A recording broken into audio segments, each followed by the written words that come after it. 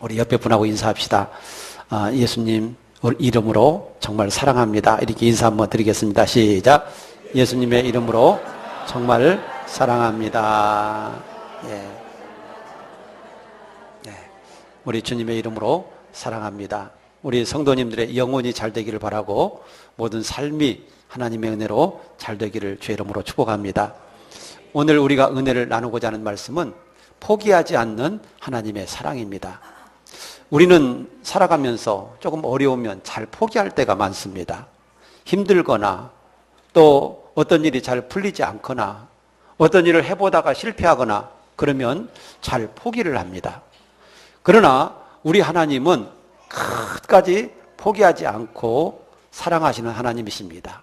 우리가 잘할 때뿐만 아니라 우리가 조금 잘못하는 일이 있어도 우리가 조금 미흡해도 부족해도 하나님은 절대 우리를 향한 하나님의 은혜와 사랑을 포기하지 아니하시고 끝까지 여러분들을 사랑하시고 함께 하시는 것을 믿으시기를 주의 이름으로 축복합니다.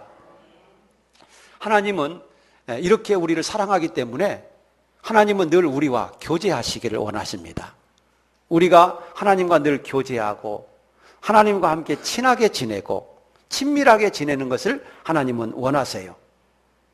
그래서 성경에 보면 하나님 안에 있는 것이 복이라고 그랬어요. 우리가 하나님 안에 살고 하나님 안에서 살아가는 것, 그것이 복이라고 말씀하고 있고 하나님과 친밀함이 복이고 하나님과 가까운 것이 복이라고 말씀하고 있습니다. 우리들은 물질의 축복받고 건강 축복받고 자녀가 잘 되고 세상적으로 성공하고 이것만 복으로 생각하는 사람들이 많은데 진짜 복은 그것보다도 하나님과 동행하는 것, 하나님과 친밀한 것, 하나님을 사랑하는 것, 하나님이 우리를 지극히도 사랑하는 것, 이게 진짜 복임을 믿으시기 바랍니다. 우리 대한민국이 어려울 때가 있었습니다. 저도 어려서 보릿고개라고 하는 것을 봤습니다. 그래서 봄철이 되면 양식이 떨어지는 거예요.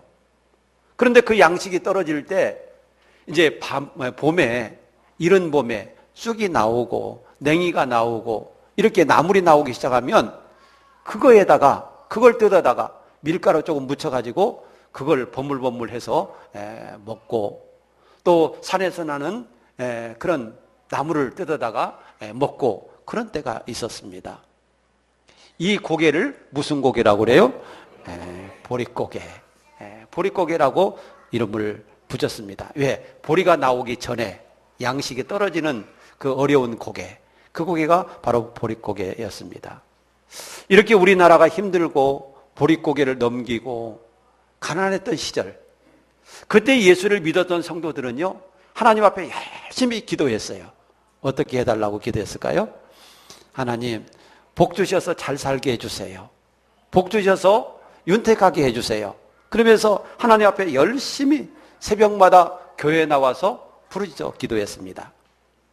요즘에니까 이렇게 편안하게 앉아서 예배를 드리지, 옛날에는 예배당이 어떤 예배당이었어요?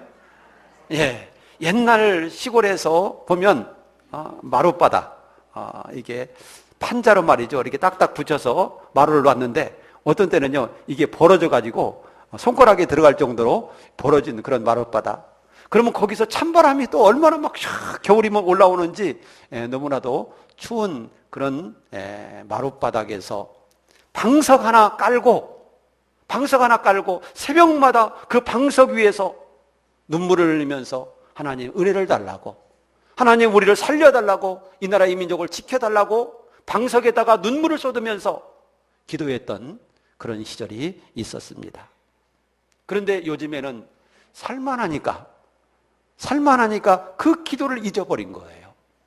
살만하다 보니까 그 새벽 예배를 잊어버린 거예요. 여러분, 사람이요 어렵고 힘들고 병들고 약할 때는 하나님을 찾는 것 같아요. 하나님 살려주세요 막 그러고 애절하게 하나님을 찾고 그러는데, 그 문제가 조금 풀리면, 조금 건강해지면, 등 따숩고 배부르면 성도들이 예배를 등한시 여기고 기도하는 것을 등한시 여기고 새벽 예배 안 나오고 기도하지 않고 그러면서 하나님과 멀어지는 것을 보게 됩니다. 여러분, 그래서 존 웨슬리는 이런 얘기를 했어요. 신앙을 변질시킬 수 있는 가장 큰 요인, 그게 뭘까? 신앙을 변질시킬 수 있는 가장 큰 요인은 돈과 재물이다. 그렇게 얘기했어요. 한번 따라서 합시다. 돈과 재물. 그게 뭐라고요? 신앙을 변질시킬 수 있는 가장 큰 요소. 그게 바로 돈과 재물이라고 얘기를 했어요. 여러분, 그래서 이 존 웨슬리는 이 돈 문제가, 경제적인 문제가 영적인 문제와 직결되어져 있고 신앙적 타락과 밀접한 관계가 있다. 상관관계가 있다. 그렇게 얘기를 했습니다. 여러분, 기독교인이 부유하게 되는 것만큼 세상적으로 타락하는 것을 볼 수가 있어요. 기독교인이 잘 살게 되잖아요. 그러면 잘 살게 되는 것만큼 더 하나님 앞에 감사하고 충성하는 게 아니라 잘 사는 것만큼 신앙이 떨어지는 거예요. 경제 수준이 올라가는 것만큼 신앙은 떨어지고 영적으로는 떨어지는 거예요. 그래서 부와 신앙과는 상관관계가 있다. 그렇게 얘기를 했어요. 여러분, 세계적으로도 보면 잘 사는 나라, 부유하게 된 나라, 경제적으로 소득 수준이 높은 나라, 이런 나라들을 보면 전부 신앙 수준이 떨어집니다. 예를 든다면 영국이라든가 프랑스라든가 네덜란드라든가, 여러분, 이런 나라들이 옛날에는 아주 믿음 생활을 잘했던 나라입니다. 하나님을 잘 섬기고 교회가 세워지고 올바른 믿음으로 살았던 그런 나라예요. 그런데 이 나라들이 세계적으로 지금 잘 사는 나라 속에 속해 있잖아요. 이런 나라들이 아주 잘 삽니다. 그런데 신앙적으로 보면, 영적으로 보면 완전히 다운되어져 있습니다. 그래서 교회가 문을 닫고 기독교인이 감소하고 그들을 잘 예배 안 드리고 기도 생활 잘 안 하고 그래요. 왜 그렇게 되어집니까? 등 따숩고 배부르니까 하나님을 찾지 않는다는 얘기입니다. 먹을 만하게 살만하니까 그것 즐기느라고 하나님 앞에 기도하지 않는다라고 하는 사실입니다. 여러분, 이와 같이 기독교인들은요, 물질이 부유한 것만큼 신앙은 다운돼요. 우리는 그러지 않기를 위해서 조심해야 될 줄로 믿으시기 바랍니다. 그러면 기독교인들은 매일매일 가난하게 살아야 되느냐? 매일매일 병들고 아프고 지질하게 그렇게 살아야 되느냐? 그거 아니죠. 우리 기독교인도 잘 살아야 됩니다. 그런데 문제는 뭐냐면 잘 살면 신앙이 떨어지는 게 문제라는 얘기예요. 그러니까 잘 살면서도 신앙이 떨어지지 않고 신앙이 계속 성장할 수 있도록 하는 것이 중요한 것임을 믿으시기 바랍니다. 한번 따라서 합시다. 잘 살면서도 신앙은 올라가는 신앙을 가지자. 아멘이십니까? 잘 살면서도 신앙이 올라가야 하나님이 아이고 너 내가 잘 살아도 네가 잘 살아도 나를 여전히 잘 찾는구나 하고 하나님이 더 복을 주시지. 너 잘 사니까 나하고 멀어지는구나. 그러면 하나님이 복을 주시겠어요? 주었던 복도 거두갈 거 아니겠어요? 하나님은 우리와 늘 가까이 지내시기를 원하시고 하나님은 늘 우리를 옆에 두고 계시기를 원하시는데 여러분, 조금 우리가 잘 살게 되었다고 하나님과 멀어지면 어떻게 되겠어요? 그건 복을 잃어버리는 일이라고 저는 믿습니다. 아주 위험한 겁니다. 여러분, 우리는 잘 살면서도 예배가 약해지면 안 되고 기도가 약해지면 안 되고 우리가 건강해져도 예배가 약해지면 안 되고 기도가 약해지면 안 되는 거예요. 우리가 잘 살면서도 우리의 믿음이 잘 유지될 수 있는 그 방법은요, 웨슬리는 이렇게 해답을 주었어요. 할 수 있는 대로 많이 버십시오. 많이 버세요. 네. 웨슬리 할 수 있는 대로 많이 버세요. 그리고 할 수 있는 대로 좋은 일을 위해서 많이 쓰세요. 그렇게 얘기를 했어요. 여러분, 많이 벌고 나만을 위해서 많이 저축해주면 등 따숩고 배부르니까 기도 안 한다니까요. 좋은 일을 위해서 많이 쓰고 하나님의 영광 위해서 많이 사용하면 하나님이 또 복을 주시고 또 복을 주시고, 아멘도 안 하시네. 또 복을 주시고 하늘의 상급도 쌓여지게 하신다고 그랬어요. 이건 내가 한 말이 아니고 웨슬리 목사님이 그런 얘기를 했다 그 말입니다. 여러분, 이 신앙과 돈, 이건 아주 밀접한 관계가 있어요. 여러분, 우리가 오늘 본문 말씀으로 호세아 성경을 읽었는데, 이 호세아라고 하는 선지자는 북쪽 이스라엘에서 활동했던 선지자입니다. 북쪽 이스라엘 중에서도 여로보암 2세라고 하는 왕이 통치할 때 활동했던 선지자입니다. 그런데 북쪽 이스라엘 여로보암 2세가 통치할 그때가 북쪽 이스라엘 중에서 제일로 잘 사는 시대가 그 시대였습니다. 정치적으로도 안정이 되고 경제적으로도 부강한 그런 나라였어요. 그때였어요. 그리고 외세의 침입도 없었고, 그러니까 나라가 평안하고 정치적으로 안정되고 경제가 잘 되고, 그러니까 이스라엘 백성들이 등따숩고 배부르게 된 거예요. 자, 이런 복과 이런 은혜를 하나님이 주신 것을 모르고 여러분, 우상을 숭배하고 바알을 숭배하는 그런 죄에 빠지게 된 겁니다. 그래서 오늘 성경을 읽지 않았지만 호세아 11장 2절에 보니까 하나님이 선지자를 통해서 이렇게 말씀하십니다. 우리 한번 성경을 같이 한번 읽어보도록 하겠습니다. 호세아 11장 2절 같이 읽겠습니다. 시작. 선지자들이 그들을 부를수록 그들은 점점 멀리하고 바알들에게 제사하며 아로새긴 우상 앞에서 분향하였느니라. 자, 선지자들이 그들을 부를수록, 그들은 누구겠어요? 북쪽 이스라엘 백성들을 말하는 거죠. 자, 선지자들이 북쪽 이스라엘 백성들을 향해서 부를수록 그들은 어떻게 했다고 그랬어요? 점점 멀리하고 점점 도망갔다는 거예요. 선지자들이 부른다라고 하는 것은 하나님 앞에 돌아오고 하나님을 가까이 하고 하나님을 사랑하고 하나님 안에서 거하라는 얘기예요. 그런데 부르면 부를수록 이스라엘 백성들은 점점 도망가는 거예요. 점점 멀리하는 거예요. 그리고 어떻게 했다고요? 바알에게 제사하고 아로새긴 우상 앞에서 분향했다. 여기서 바알은요, 어떤 신으로 알려져 있느냐면 풍요의 신, 재물의 신, 부요의 신, 돈의 신으로 알려져 있어요.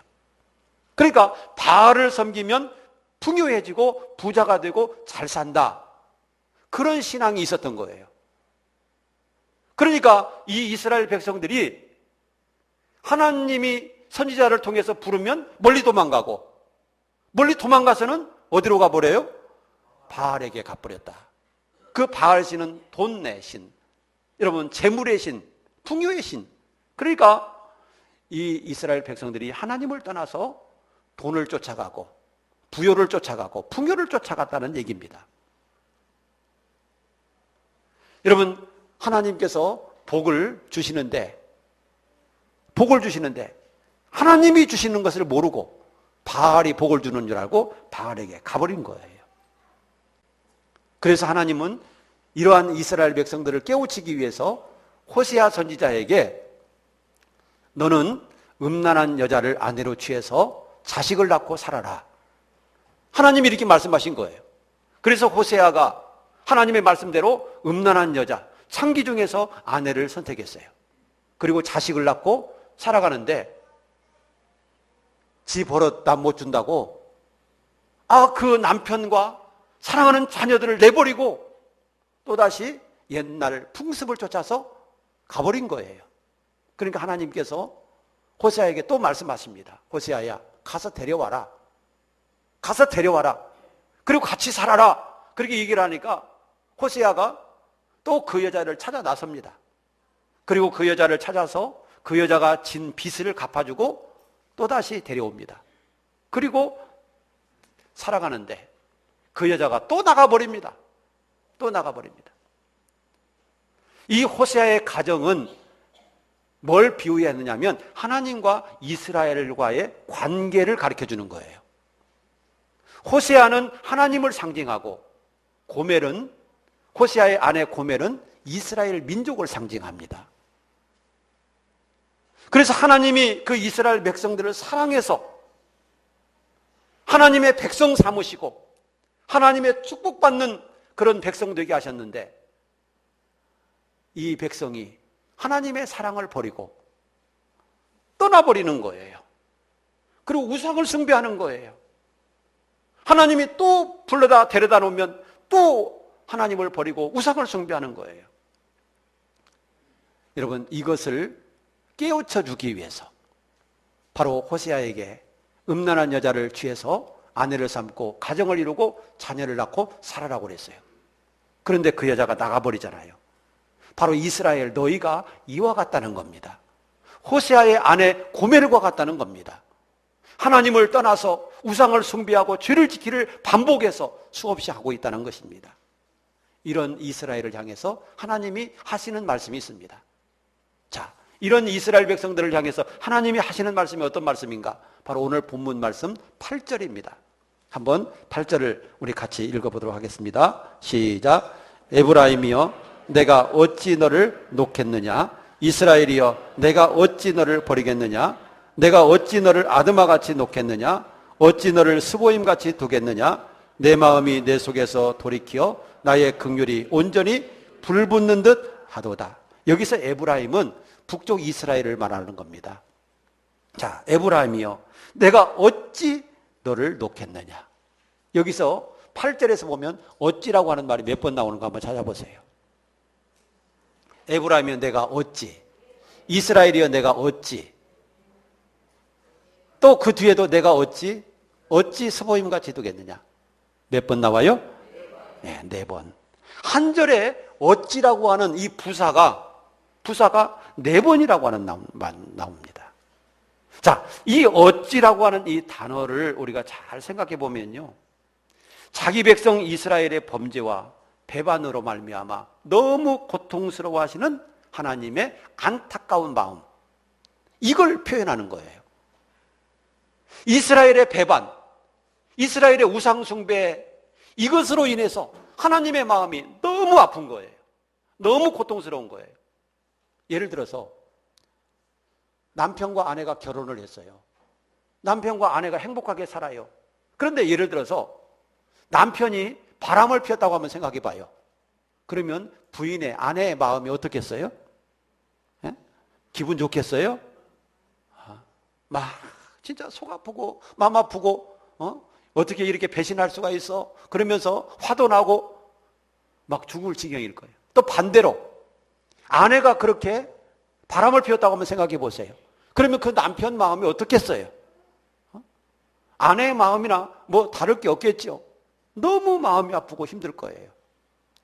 바로 여기서 어찌라고 하는 말은 그 심정을 말하는 거예요. 상대가 바람 폈을 때, 상대가 배신하고 도망갔을 때 배신당한 그 마음을 표현하는 거예요. 너무나도 고통스러워 하시는 하나님의 마음, 안타까운 하나님의 마음, 이걸 표현하는 거죠. 자, 너는 나를 배신하고 이렇게 떠났는데, 너는 나를 버리고 떠났는데, 그렇지만 나는 너를 사랑하기 때문에 너희가 그럴지라도, 네가 그렇게 나를 배신하고 떠났을지라도 나는 너를 버릴 수 없다. 나는 너를 버릴 수 없다. 그거예요. 어찌라고 하는 말 속에는 그런 하나님의 사랑이 들어있는 것을 믿으시기 바랍니다. 하나님은 사랑의 하나님이고 자비하신 하나님이기 때문에 우리가 조금 잘못하고 죄를 지어도 괜찮겠구나, 그게 아니에요. 하나님의 마음은 너무나도 아프다는 사실을 우리가 알아야 될 줄로 믿습니다.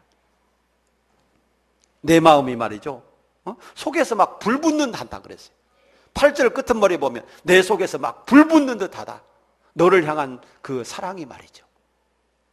하나님은 이스라엘을 이렇게 사랑하세요. 그러나 이스라엘뿐만 아니라 오늘 여러분들도 그와 같이 사랑하시는 것을 믿으시길 바랍니다. 여러분, 우리가 조금 힘들고 어렵고 고통스럽고, 여러분, 하나님과 멀어지는 그런 속에서도 하나님은 여러분들을 잊지 않으시고 지극히 사랑하는 거예요. 그런데 내가 멀어져 보세요. 하나님과. 하나님은 나를 이렇게 사랑하는데 내가 멀어져 보세요. 내가 하나님을 등한시하고 내가 하나님과 멀어져 보세요. 하나님의 마음은 더 아플 줄로 믿으시길 바랍니다. 안 그러겠어요? 하나님이 우리를 이렇게 사랑하는데 내가 조금 힘들다고, 내가 조금 어렵다고 하나님과 자꾸만 멀어지면 어떻게 되겠어요? 우리 하나님의 마음은 찢어지듯이 아플 줄로 믿습니다. 오늘 본문 말씀 속에서 보면 하나님이 내가 어찌 너를 놓겠느냐? 내가 너를 어찌 잊어버릴 수가 있겠느냐? 나는 절대 너를 잊어버릴 수 없고 내가 너를 사랑한다. 하나님은 그렇게 고백하고 있어요. 자, 그런데 오늘 8절에 보면 두 지명이 나와요. 두 개의 지명이 나오는데, 자, 어디가 나오느냐면 아드마라고 하는 지명이 나오고 스보임이라고 하는 지명이 나와요. 자, 그럴 때 하나님께서 내가 어찌 너를 아드마같이 놓겠느냐? 어찌 너를 스보임같이 두겠느냐? 그랬어요. 여기서 보면 아드마와 이 스보임이라고 하는 이 단어가 나오는데, 이 아드마와 스보임은 어떤 땅인가? 어떤 지역인가 하면요, 소돔과 고모라 옆에 있었던 그런 도시예요. 그래서 소돔과 고모라가 멸망할 때, 심판받을 때 아드마도 스보임도 같이 멸망당한 도시예요. 우리는 소돔과 고모라 그것만 잘 알지 함께 멸망했던 아드마와 스보임은 잘 몰라요. 그런데 아드마와 스보임이 소돔과 고모라를 같이 멸할 때 같이 멸망했던 도시예요. 그런데 아드마와 스보임도 여러분 소돔과 고모라와 비슷한 같은 죄를 짓고 있었기 때문에 하나님께서 소돔과 고모라가 멸망할 때 이 아드마와 스보임도 같이 멸망당한 줄로 믿습니다. 자, 그 아드마와 스보임이 왜 멸망당한 줄 아느냐? 바로 소돔과 고모라와 같은 죄를 지었기 때문에 멸망당한 거야. 그런데 이스라엘, 너 왜 나를 그렇게 버리고 떠나는 거야? 왜 바알을 숭배하고 아로새긴 우상을 섬기는 거야? 왜 선지자가 부르면 자꾸만 도망가는 거야? 그렇게 하지 마. 그렇게 하지 마. 내가 너를 사랑해. 그렇게 하지 마. 내게로 돌아와. 내게로 돌아와. 나는 너를 스보임처럼, 나는 너를 아드마처럼 징벌할 수 없어. 나는 너를 그렇게 벌할 수 없고 버릴 수 없어. 그러니 돌아와 하는 하나님의 사랑인 거예요. 사랑하는 여러분, 이 외침을 나를 향한 외침이라고 믿으시기를 바랍니다. 나를 향한 외침이라고 믿으세요. 우리가 어려울 때, 힘들 때는 하나님 나를 살려달라고 우리가 부르짖어 기도할 때가 있지 않았었습니까? 내가 힘들고 어려울 때 정말 주님 앞에 살겠다고, 믿음으로 살겠다고, 하나님의 뜻대로 살아보겠다고 결단했던 그런 때가 있지 않았었습니까? 그런데 오늘날 내가 조금 살만하다고, 오늘날 내가 조금 건강해졌다고, 오늘날 내가 조금 평안해졌다고, 옛날 그 어려웠던 시절을 잊어버리고 기도하기를 쉬어버리고 예배하기를 쉬어버리고 하나님과 자꾸만 멀어진다라고 한다면 여러분, 하나님의 마음이 얼마나 아프시겠어요? 하나님은 오늘날 이런 성도들을 향해서 오늘 말씀을 주시는 거예요. 사랑하는 내 백성들아, 사랑하는 내 아들, 딸들아, 내가 너를 어찌 아드마같이 스보임같이 버려두겠느냐? 나는 그럴 수 없다. 그러니 내게로 돌아와라. 믿음으로 바로 서라. 하나님의 뜻대로 바로 서라 하는 하나님의 음성으로 듣기를 주의 이름으로 축복합니다. 그리고 이 믿음 가운데 우리가 바로 설 때, 이 믿음 가운데서 우리가 바로 살아갈 때 하나님의 축복은 여러분들에게 그대로 주어지게 될 줄로 믿습니다. 하나님이 왜 이렇게 부르시겠어요? 왜 이런 말씀을 하시겠어요? 그 이유는 복 주시고 은혜 주시려고 하시는 것임을 믿으시기 바랍니다. 복 주시려고, 은혜 주시려고 부르시는 거예요. 이게 바로 하나님의 사랑이고 이게 바로 포기하지 않는 하나님의 은혜인 것입니다. 사랑하는 여러분, 하나님의 은혜가 항상 우리 안에 있고 우리 가운데 있음을 기억하고 늘 하나님의 사랑 안에 거하시기를 주의 이름으로 축복합니다. 기도하겠습니다.